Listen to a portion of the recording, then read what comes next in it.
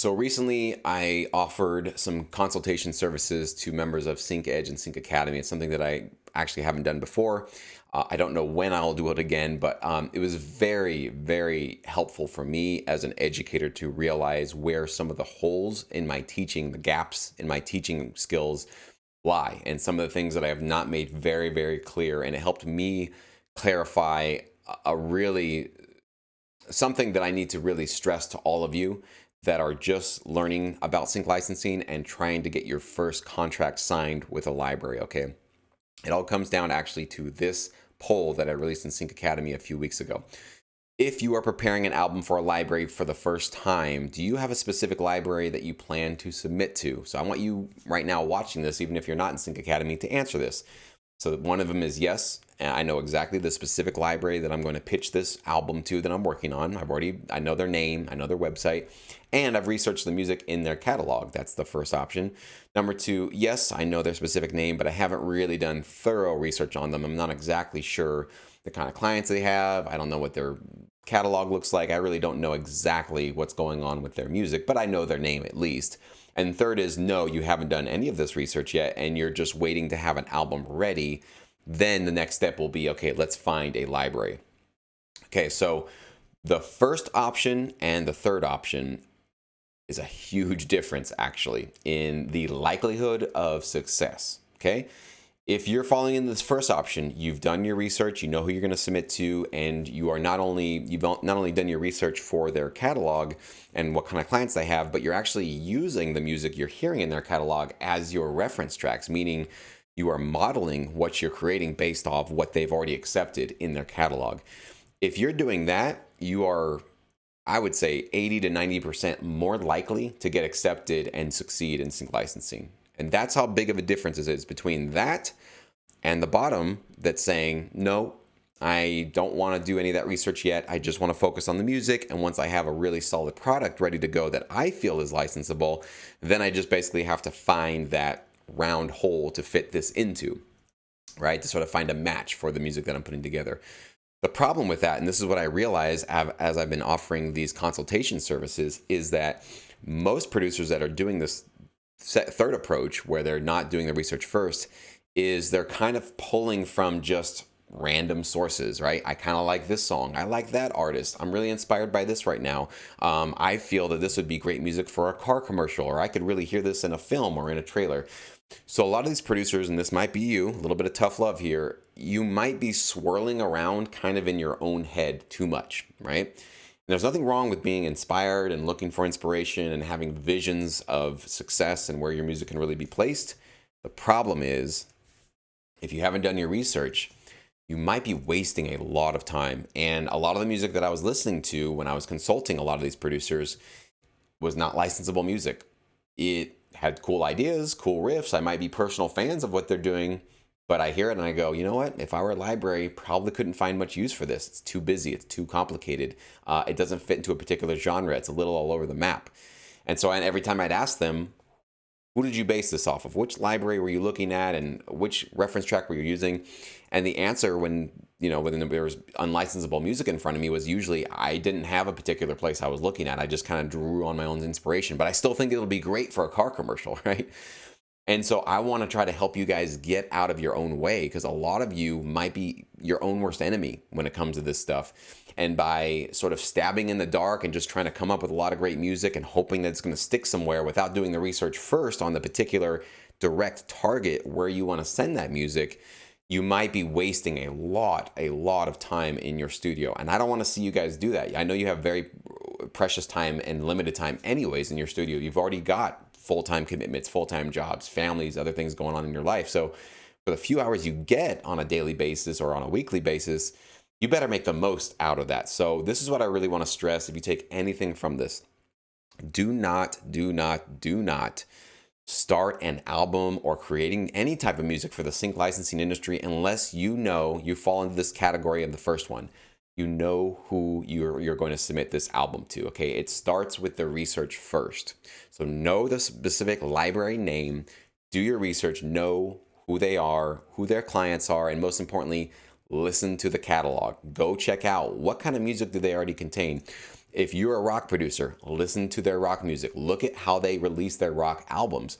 How do they classify them? How do they categorize them? Are they pretty much all over the place? Are they pretty niche in terms of how they categorize the subgenres of their rock? In other words, is there a pop rock album and then there's a garage rock album and an electronic rock album? Do they, classify it that way, or is everything sort of, smudged together in a potpourri of various rock? You need to know this kind of stuff to know how you're going to approach these libraries, because if you do this research and you're using their music and you know that this is the level I need to get to if I want to get accepted by this particular library, you can be much more confident that you're doing the work you need to be doing. You don't even have to ask me for feedback or anybody else really for feedback on your music. Of course, always getting feedback can help. But if you're doing this kind of research, then you have a much more confident point of view of where you're going. You've got the target right there. This is the quality. This is how loud the track needs to be.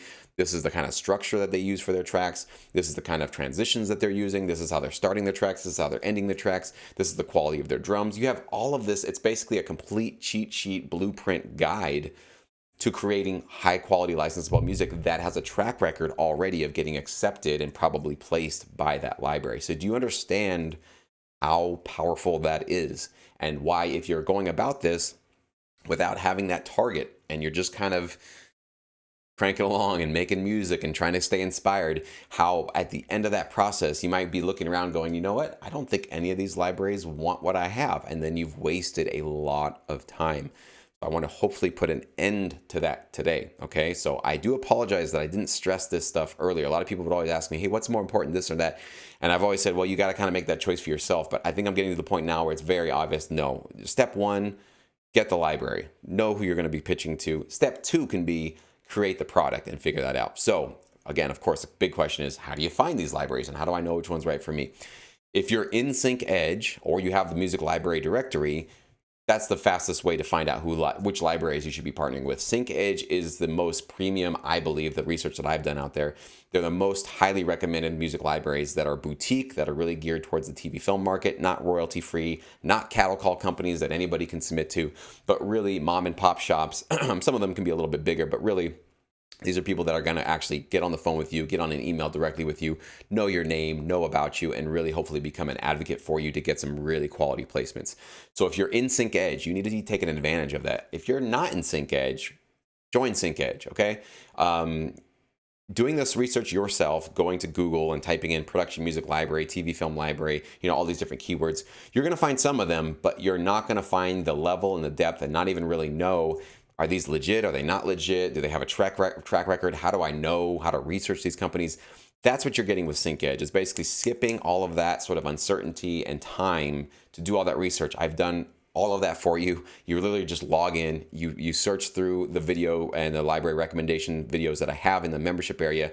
You just type in and try to find your genre and then look through the video. Just watch the video I put together. They're usually only like 10 minutes, so I'm not asking for a lot of your time.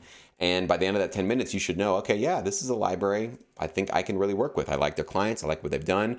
Jesse kind of helped me walk through how to analyze their catalog and how I can fit in with them. So that's going to basically get you that answer, this number, this first answer here. Yes, I've done their research and I know the music in their catalog. You can get that by the end of today if you want to, okay? The music library directory is the other resource I have, but of course, I'm not doing the research for you there. It is a listing of, I think, over 250 music libraries, and I actually just updated it for 2022. So that's actually updated information, and anything that's been outdated, any links that went dead or any contact information that doesn't work anymore, I've eliminated all that, okay? So it's all updated. So you can get the updated version below if you'd like to. But of course, SyncEdge is going to be the fastest way for you to do that.